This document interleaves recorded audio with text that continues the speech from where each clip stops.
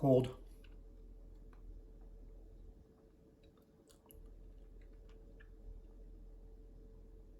Better this way, though.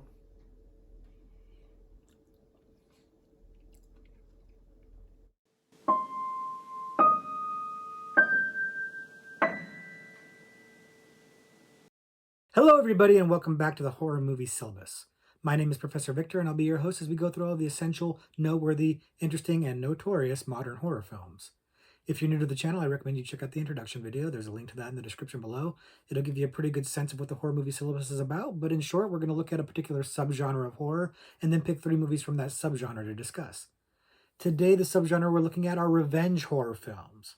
And this is another one of those subgenres that has a lot of overlap.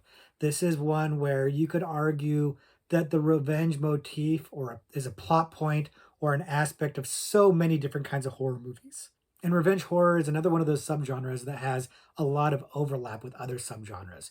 There are a lot of other horror movies that will have revenge as an aspect of it or as a plot point in the movie. So what we try to do here is focus on movies where the revenge is a key element or a major focus of the movie. And it's also worth noting that there's not a lot of difference between the revenge subgenre and the fighting back subgenre. They are very, very similar. So the way that I've distinguished between the two is simply that the revenge subgenre is usually somebody going back to right a past wrong, even if that wrong was in the recent past, whereas fighting back is somebody fighting back while that wrong is being perpetrated. So if you think about it in terms of the being attacked, fighting back would be fighting back while you're being attacked. Revenge would be getting revenge after you were attacked. And I admit I'm slightly splitting hairs there in distinguishing the two, and it's because I tend to like this subgenre a lot. I like these kinds of movies quite a bit. I mean, who doesn't really like seeing somebody who deserves it get their comeuppance? It's pretty satisfying for a movie to see that. So these tend to resonate with me. These movies, they tend to resonate with me, and so have 2 different subgenres that are very similar allows you to have a few more movies to discuss in the horror movie syllabus. Now, we mentioned attack just a few minutes ago, and I do want to bring this up, even though I don't usually do trigger warnings in a video. We're going to be talking about a lot of violence against women, sexual assault type stuff in this video. So, forewarned, I'm just putting that on the table right now. If that's something you're sensitive to, not only are these movies probably not going to be for you, this video might not be for you, and I won't be offended if you go ahead and stop and catch up with us next week. But I'm hoping you're sticking around because we have some very interesting things to talk about here. The revenge subgenre as a whole is a fascinating one because there's a lot of debate as to whether these movies wind up being feminist messages or exploitation and misogyny. And the answer is maybe a little bit of both, or maybe they vacillate, or maybe it depends on a case-by-case basis. And we're going to kind of see a smorgasbord of that in today's video, and give us a lot to talk about. But there is something to be said. It's not unlike the slasher subgenre, and we talked about this when we talked about slashers, that you can make an argument either way. You can make an argument for a feminist reading. You can make an argument for a misogynist reading. Both would hold water. It's just another thing that adds layers and interest to this subgenre for me. It's a complicated and difficult subgenre to button down. But most people will agree that, whether or not you are comfortable or okay with the setup or how you get there on the journey, generally speaking, you're pretty satisfied with the endings of the revenge horror movie. It tends to be a pretty satisfying ending because, again, when who doesn't want to see the bad guy get it, right? And so that's honestly my biggest appeal for the subgenre. So while it can be rough for some people and it can be controversial, I do think the movies have merit, and I'll make a case for that in this video. We're going to go ahead and organize them like we always do, undergraduate, graduate, and postgraduate level. And in this case, they're going to reflect the level of intensity. So as we go on, the movies will get more and more intense, a little more rough, if you will. So again, forewarned, but I hope you're hanging out with us because we got a lot to talk about. And so why don't we just get right into it? The first revenge horror movie we're talking about today, the undergraduate level selection, is Revenge. Revenge came out in 2017. It's the newest entry on this list, and it made a big splash when it came out. It was very critically praised and had a lot of good buzz behind it, focusing a lot on how it had a great feminist message and showed a very positive, strong female lead character. We'll get into that. If you haven't seen it, the movie is the story of a young woman who goes on a hunting trip with her boyfriend who is married to another woman, and two of his hunting friends show up, and they seem like they're trying to have a good time, although she's a little uncomfortable that bell is ringing, and turns out when her boyfriend is away, she is assaulted by one of the men while the other man doesn't do anything to stop it. Uh, when the boyfriend is informed of that, he decides to first try to pay her off and then kills her to keep her quiet. Only she doesn't actually die, and she decides it's time to get some revenge. We'll leave it there because there's a lot of hijinks that abound, and I don't want to spoil any of them for you. But Revenge is interesting to me, mostly because of the fact that it's a newer movie and it has a lot of the sensibilities of the older movies that we're going to talk about on this video. And that's interesting to me. It's interesting because I would say, by and large, when it comes to the revenge or the rape revenge movie, really, you don't see it too much anymore. It doesn't happen too much anymore, and at least not in this way. And what I mean by that is in a way that it's hard to tell if it's exploitation or feminism. See, when I watch this movie, the first half hour or so really feels exploitation. It really feels like it's made to titillate. The main girl is filmed lovingly, very sexily. The camera lingers on her body intentionally, and I think it's kind of laying on the male gaze very heavily, so that it kind of leads you to the next logical. I use that word logical extremely loosely, event to happen, and that is the sexual assault, before getting into the revenge aspect of the movie in the second and third act. So I get why it's done, and interestingly enough, it's done by a female director, so that male gaze is being mimicked, I guess, by a female director. And the thing about it is that it's interesting because the reviews of this, which are by and large positive, it's an overwhelmingly critically praised movie and well received. They seem to be very focused on the feminist aspect of this, and I would agree. I think there is a very strong feminist focus on this movie. The lead character is a very strong woman who is a survivalist. She manages to survive through incredible odds. She manages to attack her attackers, get her revenge. That's all very strong feminist message. But it seems like they slip past that first part, and I'm not sure why. I think maybe because it's a female director, or maybe it's because the actual sexual assault is done rather, I'll use this word loosely too, tastefully. It doesn't linger on it too much. It doesn't really show it for exploitation's sake. It doesn't really do a lot of, a lot is left to your imagination in a good way. I mean, in a good way, and it doesn't show a lot. So, and we'll talk more about this in a little bit. But I think that helps people see the feminist message in the movie and kind of not focus on so much of the exploitation aspect of it, because at its core it feels very similar to some of these other movies that we're going to say are arguably exploitation. Now, the lead actress, whose name escapes me at the moment, but I'll maybe try to put it on the video, is fabulous in this movie. She really gives a great performance. Early on, she really does kind of come off as the kind of superficial, not very deep, pretty girl object rather than person. And so it's a neat transition to see her will to live and her resolve, and it's very convincing. The actress gives a great performance, and you buy it. You're with her on that. The men in the movie come off more caricaturish. In particular, the main guy playing the boyfriend is a little bit problematic for me because his change doesn't seem progressive at all. It's almost like night and day. It's like he's playing two different characters. And then his two friends come off very one note, which is, by the way, something that's kind of true in many revenge horror movies. Is the villains wind up being pretty one note, pretty one dimensional. And I think that's by design. Or if it's not by design, at least it's important because you don't want to sympathize with them too much. In fact, Revenge does a little bit to try to make you sympathize with one of the characters, and I think it's a mistake. I don't think it's a very good idea. Fortunately, I don't think that it hinders the movie at all. I think you're still rooting for that guy to get it, and when it happens, it's definitely satisfying. So I don't think it's a misstep per se, but it was a close misstep. It was close to being a misstep. The movie does a really good job. I enjoyed it very much. Again, this is a subgenre that works for me. I tend to like these movies, so this one definitely felt satisfying. Even though the first half hour or so, I was kind of like, "What the hell?"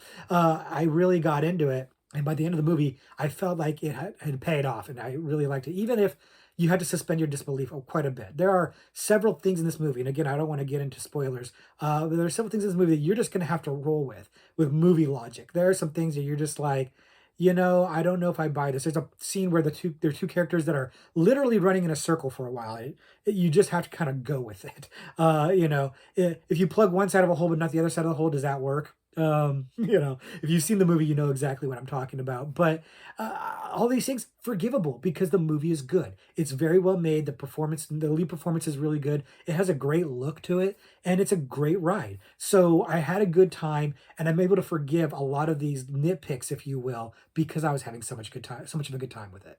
I do think it's very interesting that it gets a pass from the critics when some of the other movies we're going to talk about didn't get such a pass. But I think that when we talk about these things, we'll be able to figure out why. I've said why I think maybe people were able to swallow this one a little easier, and I stand by it. And I think that if you are interested in the revenge horror subgenre, this is a pretty good one to watch, especially if you are kind of sensitive to things like sexual assault, like that. This one does it a little more tastefully. It's still very violent against women and just violent in general, so it may still not be your bag. But if you haven't seen it, I definitely think it's worth a watch. If again you can stomach these kinds of movies, because it's really well done. It's got some really great violent scenes. It's got a fun story that you'll have you cheering, and yeah, I found it to be very satisfying.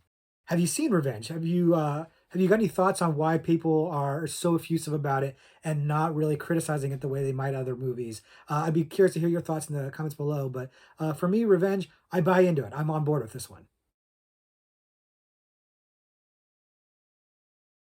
The next revenge horror film we're talking about today, the graduate level selection is The Last House on the Left. The Last House on the Left came out in 1972. It's a collaboration between director Wes Craven and writer Sean S. Cunningham, and it is a very notorious and much maligned movie when it came out, and kind of still to this day, but it really has a certain notoriety that we frankly have to discuss. If you haven't seen it, the movie is about two young women who run afoul of a group of criminals who proceed to sexually assault, brutally beat, and kill them. And then those criminals wind up needing to seek shelter in the home of one of the girl's parents. And when the parents realize that these people have harmed their girl, hijinks abound, as I like to say. And hijinks abound, maybe almost a little insensitive considering what happens in this movie. But you get the idea. I don't really want to spoil anything, but Last House on the Left is an interesting movie. It's interesting because it's an early Wes Craven movie, and he isn't quite 100% Wes Craven yet. He's not a master of his craft. And this is evident in some of the uneven tone of the movie. One thing that people who know the reputation of this movie are surprised to find out is the attempts at like slapstick comedy that are in the movie. There are these two kind of bumbling cops that are played for laughs, and there's this funny music that goes over it. And it really feels like it's from another movie and inserted in here because everything else in this movie feels incredibly gritty, and these two cops just feel wildly out of place. The grittiness of the movie, or the griminess, if you will, is the predominant part of this movie. It's the thing that really stands out. It permeates everything else. This movie will make you feel dirty. And I mean that mostly as a compliment because that's what makes the movie so effective. It's shot low budget on low grade film, which gives it not quite a documentary feel, but a little bit more of a real feel, not quite so slick and clean. And it just adds to that feeling of griminess. The actors are by and large quite good. In particular, David Hess as the lead criminal is just absolutely despicable. In fact, it's hard for me to see him in anything else because he's, as Krug, the leader of the gang here, he's so gross. He's so awful.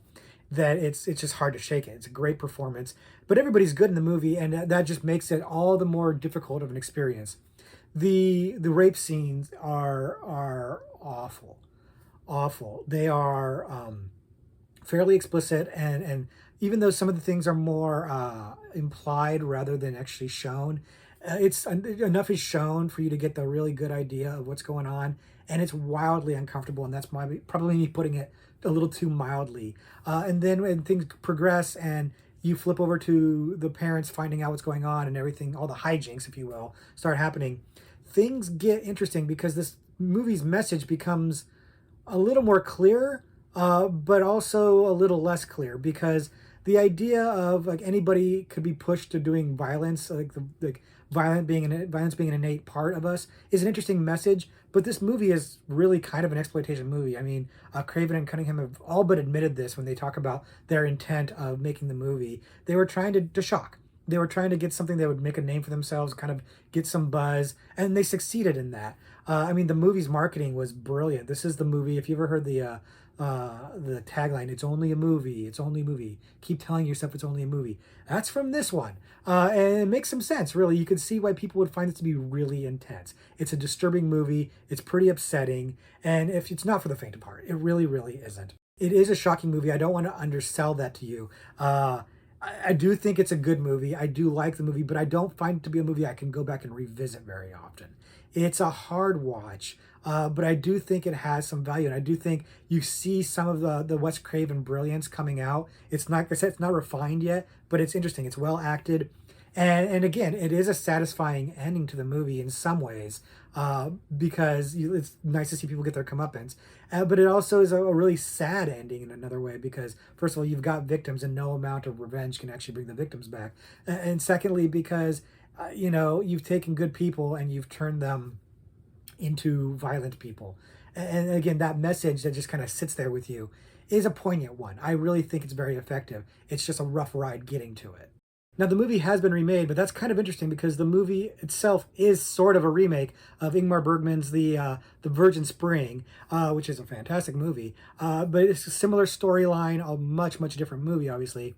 And then the remake is actually pretty good. It's got some good actors in it, and it's well made. It's got that glossy look to it though, and it softens the blow quite a bit, both in terms of the depiction of the sexual assault and in terms of some of the consequences. It pulls its punches quite a bit, so it doesn't have the same impact as the original movie. But I do think it's a well-made movie, and it's still tackling the themes of the original without being quite as rough of a ride. It also doesn't have the weird tonal shifts that the original has. So you could make an argument that in some ways the remake is better than the original. I don't know if I'd go that far, but I think it's a fair argument to make. It has its merits, it has some value to it. And if you're really interested in this story or in this movie, but you really think the original be too much for you, the remake might be a little easier pill to swallow, but again, might be because it's still showing some sexual assault. It's still showing some rough stuff. So be aware of that.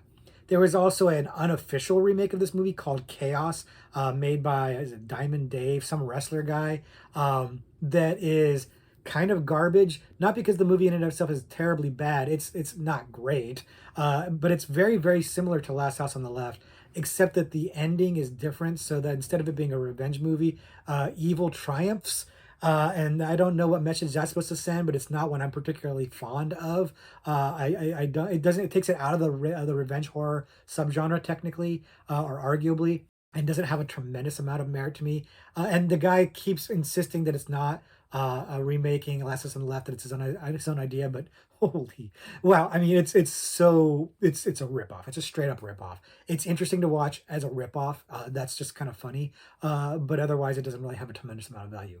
The original, though, I think it does. It's a controversial position to take, but I do think it has value. I know some people would say, tackling issues of sexual assault, or more specifically showing them, is not ever necessary. I don't think I necessarily subscribe to that. I think I understand the viewpoint, but I would never want to try to shy away from the vulgarity and awfulness of it. The question is whether or not it's being shown in a way that is meant to underscore that, or if it's meant to titillate or excite. And I think Last House on the Left kind of walks that line a little bit finely. So I can see why some people have issues with it. I don't disagree with them on that. It ain't for everybody. and it might not be for you. But if you think it is, or if you think you can handle it and you haven't seen it before, I would definitely check it out because it is a notorious film. It's one of those ones that, while not necessary for your horror education, you should at least know about it because it's made its mark and it definitely has a history or a pedigree behind it.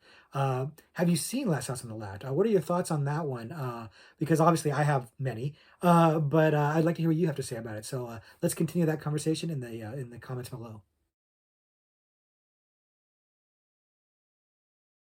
And the last revenge horror movie we're talking about today, the postgraduate level selection is I Spit on Your Grave. I Spit on Your Grave came out in 1978, and it might be one of the most notorious revenge horror movies or rape revenge movies ever. It's just so well known, and its reputation is really pretty deserved, frankly. If you haven't seen it, the movie stars Camille Keaton as a writer who goes off to the countryside and rents a house out there to finish working on a book. And she runs afoul of some local guys who are ne'er do wells. They harass her a bit, and then, in a shocking moment, decide to repeatedly sexually assault her. And then leave her basically for dead. She recuperates and then goes on a revenge rampage that is well deserved and welcomed. And we'll leave it at that. I don't want to spoil the details for you, but I Spit on Your Grave is a hell of a ride. I saw this movie when I was far too young to see this movie. I was probably under 10 years old when I saw this movie. And that's too young to see this movie. My mother is a horror movie fan, and the salacious cover just was too much to resist. And this movie, I should not have seen this so young. That said, even then at that young age, I could understand just how awful what was being depicted on screen was. And it kind of reinforces what I was talking about earlier, that while it may never be necessary to show rape on screen, if done in the most brutal of ways, it really can leave an indelible impression on just how awful it is. That said, this movie is what, 90 minutes or so, maybe 100 minutes long, and it's a full 30 minutes of sexual assault. The woman is repeatedly sexually assaulted over and over again for a good 30 minutes in the movie. I'm not exaggerating that. And that's a bit much, man. And it's very, very graphic, very explicit. And it's hard to argue that this is not being done for exploitation, titillation purposes. I really can't make that argument with a very straight face. I made a comment earlier about how revenge gets praised by the critics while other movies like this do not. Revenge is very similar in plot and concept to I Spit on Your Grave, but the reactions to the two are vastly different. When I Spit on Your Grave came out, it was maligned, it was reviled. I mean, Robert Ebert made famously reacted very, very vehemently against this movie. It was a video nasty in Europe. It was banned. It's been banned in a lot of places. It really was received poorly, whereas Revenge got glowing reviews. Why is that? Well, again, Revenge was made by a woman. This is made by a man, Mears Archie. And while when you hear him talk, you read interviews about him, his intent is to make it some sort of a feminist message. In fact, the original title is Day of the Woman, and then got changed to I Spit on Your Grave because it's a little bit more of a grindhousey type title. So is it the director who made this so exploitation? Was it the producers? It's hard to say. I think everybody is a little bit at fault. I think that at that time period in the late 70s, the line is blurry. I do think there is a feminist message here. The question is whether or not it's enough. Because again, 30 minutes of sexual assault just graphically shown, but it's awful. If somebody's turned on by that's distressing because it's not sexy. It's it's gross and it's upsetting. It's disturbing and awful, and it's hard to watch. I do love this movie. I think it's a fantastic movie. It's not the best made movie, but I think that it hits so hard and it does what it's trying to do so well that I can't help but love it.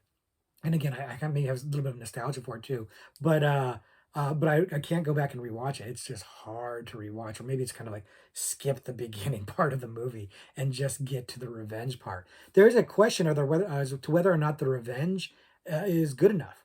There's some pretty like gross and violent revenge scenes in this movie. They're pretty effective, but is it when you see everything that happens to her, you see it.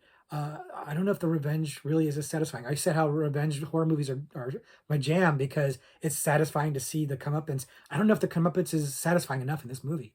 It's good comeuppance. Don't get me wrong, but it just kind of it's such a rough beginning. And so this one is definitely not for everybody. They did remake it, and just like the Last House on the Left, the remake a little glossier, a little cleaner, and doesn't and pulls the punches a little bit, but not much. The I Spit on Your Grave remake is still pretty rough, and it spawned a franchise, which I've seen. Have I seen all of them? I think I've seen all of them. They're okay. It's just more of the same. It loses something as you try to franchise it out. It doesn't really have the same effect. It doesn't really work in the same way, but it's still, something it's noteworthy. It's something that at least generates a conversation that should be had, frankly. Again, are they going for more exploitation? Maybe. It's hard to say that they're not, but I do think that the sequels of the franchise as a whole go down a little bit easier. They're not any more notorious than any other movie like this, but the original earns its notoriety. Yeah, it's a rough, rough watch. It's an amazing performance by Camille Keaton, very brave, just fantastic, and not just her going through everything she goes through, but her performance, like the looks on her face, like the way she sells anguish, anger, all of it. She's just fantastic in this movie, and it's a big part of why it works. But is it a must see? I don't even know if you can see it. Like it's hard to watch. And here's the thing: those of you guys know yourselves better than I know you. Is this movie for you? Probably not. It's hard to say this movie is for anybody. And if you're like, yeah, man, I got to see it, then that again is a little bit distressing. But and you might miss the point of the movie, but it had to be talked about because it is that notorious. Fun side note: this image apparently, and I just found this out because I've been reading Charles Band's book, his autobiography. Apparently, this butt is Demi Moore. Uh, Demi Moore, when she was before she was a famous actress, she was a model. She did this shoot, and it's in I found that out in the Charles Band book. I had no idea. Weird little bit of trivia for you to maybe kind of try to lighten up the to kind of lighten up this conversation a little bit. But I Spit on Your Grave had to be talked about. If you have thoughts on it below, I'd love to hear about them. Let's have a conversation about it. But it's a notorious film. I do think it has merit, but I think it's perfectly fine if you skip it. So those are our picks for the revenge horror subgenre, but I've got a few extra credit movies for you. Like I said, I tend to like this subgenre, and so I want to explore a few other ones for you. And I think you'll find that it's interesting. These ones that we're going to talk about are a little bit different than what we were just talking about. The first movie I'm going to mention is Death Wish.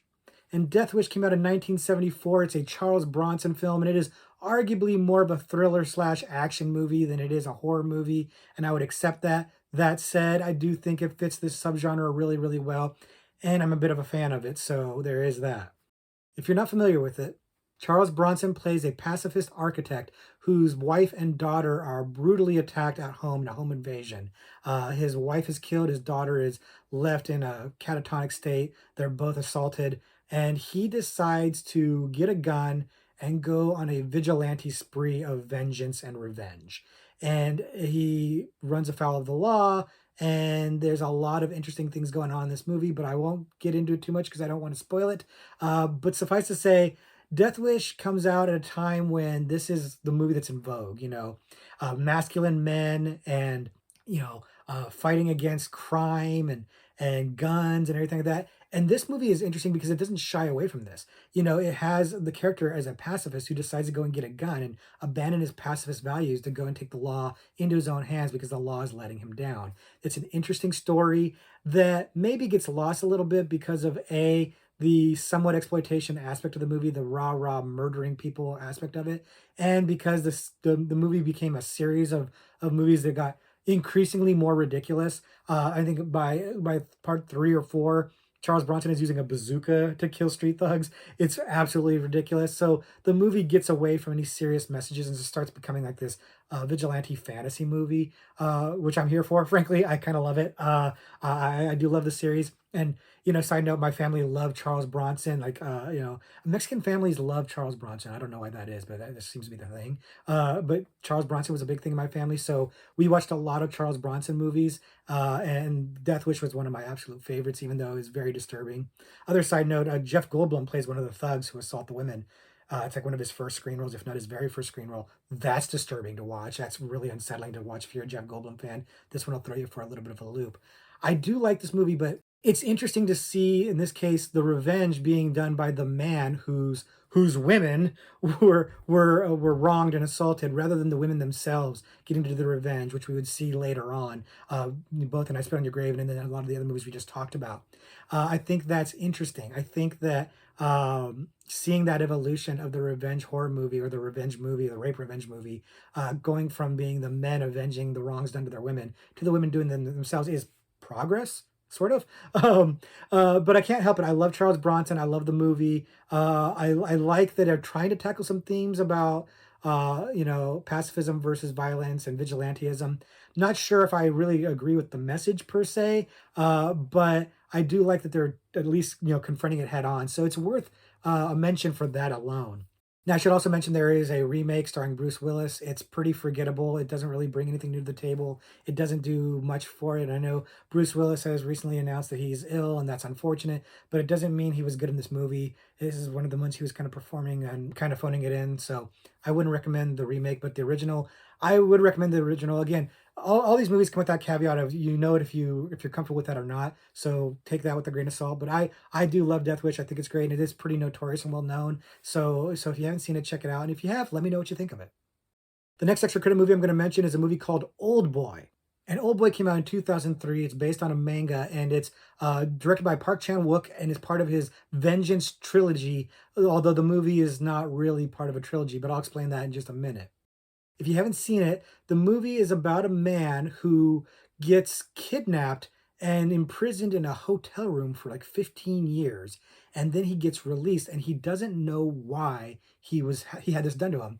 But then he goes on his path of revenge to not only uncover the mystery of why it's been done to him, but then seek out vengeance for the wrongs that have been done to him. But is he also the subject of a revenge plot? That's part of the mystery, and I don't want to get too into it because I don't want to spoil this movie for you, because it's got some amazing twists and turns in it, and you really should avoid spoilers if you haven't seen it and go into it as blind as you possibly can. But Old Boy is fantastic. I absolutely love this movie. It's notorious for many reasons. One of the most famous being this one-shot take of this corridor hallway fight with a hammer that is mind blowing. It needs to be seen to be believed. You've seen it imitated before, but seeing this, the original, wow, it's jaw dropping, great action. And yes, this movie, once again, a little bit more action slash thriller slash mystery than it is horror, but I am very liberal when it comes to calling things horror, and this is a great revenge movie. Like I hinted at, there is a couple different layers to the revenge here. Our lead character is both on a path of revenge and might also be the victim of revenge. And that's fascinating because as the movie goes on, your idea of alliances, who you're identifying with, who you're rooting for, may kind of get a little shaky. And I love that about the movie. The movie's notorious also for some other twists that I will not spoil here, but suffice to say, given the subject matter of what we're talking about and sensitivities to taboo stuff, this movie could also potentially be triggering for you. So if you're easily triggered, get it spoiled before you watch it, I suppose, or maybe just don't watch it. I don't know. But the movie is extremely well made, and it has that fun balance of mystery, thriller, horror, comedy that South Korea does so well. We've talked about South Korean films quite a bit on this channel, and how they blend genres together so seamlessly. Old Boy's a perfect example of that. It's really well made. It's just fascinating. It's a brutal movie. It is, again, part of the Vengeance trilogy, which is a trilogy only in theme. The movies narratively don't really have anything to do with each other. They're all good. Old Boy's the most famous of them and probably my favorite of them. But they're all worth seeing. There's Sympathy for Mr. Vengeance and Lady Vengeance are the other two, and they are all good. They're all worth watching. But if you only watch one, watch Old Boy. That's, I think, the middle one. And again, it doesn't matter because narratively they don't make a difference. But fascinating movies, really well made. Old Boy is a trip. Avoid the American remake. Spike Lee, who I do like, made the American remake with Josh Brolin and Elizabeth Olsen, and except for Elizabeth Olsen being great in that movie because she is great in that movie. The movie is a waste of your time. It really loses any of the bite or edge of the original and doesn't seem like to have much of a purpose or anything to say. It really just seems to be making a movie just to make a movie, and it just kind of lays there. It's really a disappointing movie. Definitely avoid it unless you're a big Elizabeth Olsen fan. If you like Elizabeth Olsen a lot, if you think she's very attractive, then the movie would be worth watching. But other than that, skip it. Watch the original. The original is fantastic. Yes, there's subtitles. It's going to be okay. Watch the original if you haven't seen it. Of all the movies that we're talking about today, this one, in some ways, might be the easiest one to watch because it's the least in your face about assault and things like that. But there are some other things in this movie that happen that are just flat out awful. So again, hard for me to say you should just watch it or that you have to watch it. Go in eyes wide open. Like, you know what I mean? I've given you the knowledge. You kind of have an idea what to expect. So if you're brave enough to check it out, check it out. But let me know what you think if you did, because Old Boy is a movie that I absolutely adore. I think it's fantastic, and I'm always trying to get people to watch it with the caveat being that it's not easy to watch. So let me know what you think if you checked it out. And the last extra credit movie I'm going to talk about is Straw Dogs. Straw Dogs came out in 1971. It's a Sam Peckinpah film, and it stars Dustin Hoffman and Susan George. And it is a kind of a classic movie, but it's also a bit of a tough watch movie, a controversial movie for a couple of different reasons that we'll get into. But if you haven't seen it, Dustin Hoffman and Susan George play a couple, a young married couple, and they go back to her hometown to kind of get away from it all. And he's an intellectual, and she is, very sexually liberated and just kind of free spirited. And he is confronted by people from her past, her old ex boyfriend and his friends who are very masculine. And in his effort to try to make things going on, he hires them to do work on their house. Only they keep kind of antagonizing him and threatening his masculinity. And then one day when he's out of the house, she gets sexually assaulted and hijinks abound. Things spiral from there. There's a whole subplot with him trying to protect a character from them. I don't want to go into spoilers, obviously, for my usual reasons, but Stray Dogs is a complicated movie. Not in terms of the plot. The plot's very easy to follow. It's complicated in terms of theme. This movie kind of sounds like a rape revenge movie, like we've been talking about, but it's really not. In fact, it's questionable whether or not I should even include it here. I was kind of back and forth on this one, but I decided to do it because I wanted to talk about the movie. But Susan George's character does get sexually assaulted in the movie by a couple of the men, but Dustin Hoffman's character never finds out about that. His whole revenge motif or revenge path in the movie is driven more about by the threats to his masculinity, which I think is fascinating. This movie is steeped in like masculinity and like trying to be a man and stuff, and that's part of what makes it so controversial is that it's really focused on him, and she is ancillary to the story. She is not really anything more than the victim. She doesn't get her own revenge, and he's not really getting revenge on her behalf. He's more getting revenge because, like, he wants to prove that he's a man and defend his home and his wife and everything. It really is kind of messy, and I think it's intentionally messy. Another thing that makes the movie controversial is the rape scene itself, where Susan George plays it in a way that some people argue that she's enjoying it, which I don't agree with that reading of the movie. And I don't think that Susan George was going for that. In fact, she's kind of made comments that she's not. But it's an interesting take on it, and it complicates the movie even more. What does that mean? What is it trying to say? It's things that are up for debate and discussion, but it's definitely something that is uh, edgy, difficult to deal with, controversial, absolutely. But the reason why I wanted to mention this movie is because it's a little bit different from the other ones. It is a revenge tale, but it actually arguably might be more of a fighting back tale too. I put it here because it felt like Dustin Hoffman was taking revenge for the insults to his manhood, which was a piss poor reason for taking revenge, but it still has that same satisfying comeuppance thing that I've been talking about. It still has that satisfying aspect. So I decided to include it here. Let me know if you think I should or shouldn't have, if you have opinions on that. And if you're wondering, yes, there is a remake of this one as well. A lot of these movies got remade. Again, another glossier version of this movie that is more of a straight remake. It's got some extra elements added to it, like a football element and stuff that adds virtually nothing to the movie. It's got good performances. All the actors in it are good. It's fine. It kind of softens the sexual assault stuff a little bit, like all the remakes do, but watch the original. The original's got a lot more going on, a lot more subtext, a lot more interesting things to talk about, a lot more challenging stuff. The remake is just, again, it's like remaking a movie just to remake a movie. It doesn't add a lot to the discussion. So if you haven't seen Straw Dogs and you're up for something, if you're up for the challenge, this one, again, a little less disturbing than the other ones, maybe, but we're splitting hairs. We're talking about, 30-minute rape scene in one movie, and we're talking about a little bit more of a referenced or alluded to scene in this movie. So, pick your poison, I guess, but definitely worth seeing, definitely worth your time. Another one of these movies that is notorious and kind of famous, but also not really super mainstream for the obvious reasons. So I'd be curious to see what your thoughts are on it, whether you've seen it before or if you wind up checking it out. So that's going to do it for our exploration into the revenge horror subgenre. As I said, these movies tend to be complicated. They tend to be challenging. I like them a lot. I think they tend to pay off, but they're not for everybody, and it's okay. It's okay if they're not for you. You don't feel like you have to see them. There's nothing here that's going to ruin your horror education if you skip it. But I felt like I should at least make you aware of what there is out there so you kind of know what to go looking for and how to prepare yourself for it. And now's that time where we look at a horror trivia question. I've got my horror trivia pursuit card right here. I'm going to read a question live on air, try to answer it, and let you guys have a chance to answer it too, and see if I embarrass myself. I've been doing pretty good lately on these, so I'm feeling pretty confident.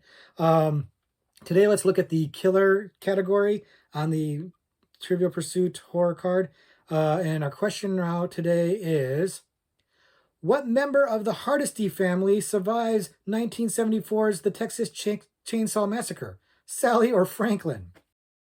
And I'll be honest with you, I don't even think you need to have the multiple choice on this. This is a pretty easy movie. If you've seen the movie, you know the answer is. I mean, even if you've seen clips of the movie, you know the answer to this. Like it's pretty well known, or it's been pretty spoiled. I mean, even if you just heard about the plot of the new Texas Chainsaw Massacre that came out this year, a couple months ago, this answer should be very obvious to you because they spoil all of that. So this is one of those questions that hasn't really aged all that well. This is a softball of a question, so I'm not even feeling particularly cocky about knowing the answer. And yes, I do know the answer. Y'all probably know the answer too. I'll be shocked if you don't know the answer. So last chance to think about it. Sally or Franklin, which one is it? One going once, going twice. Okay, my answer, obviously Sally. Double check. Yep, it's Sally. Yeah, Sally is the main character, or not the main character, but a big character in the new 2022 version of Texas Chainsaw Massacre. That famous scene of her riding away, going nuts in the truck at the end of the movie is shown a lot when they talk about Texas Chainsaw Massacre. The scene of Franklin getting killed in that movie is often showed in clips from Texas Chainsaw Massacre because it's a pretty brutal scene. Yeah, that was a pretty easy one, guys. I expect that you all got it, but if you did not, I would like to know if you didn't get it. If you said Franklin, I'd like to know what you were thinking. Please explain that in the comments below. And I'll do my best not to mock you. Thank you guys very much for hanging out today. Thank you for pushing through on this sensitive subgenre. I know it's not for everybody, and if it's not for you, but you still watch the video, thank you for that. I admire you, and I appreciate you, making an effort here. But all of you, thank you for hanging out. Thank you for contributing in the comments. I'm looking forward to hearing your thoughts on these movies. And until next week, when we have something a little bit different, I'll just say, class dismissed.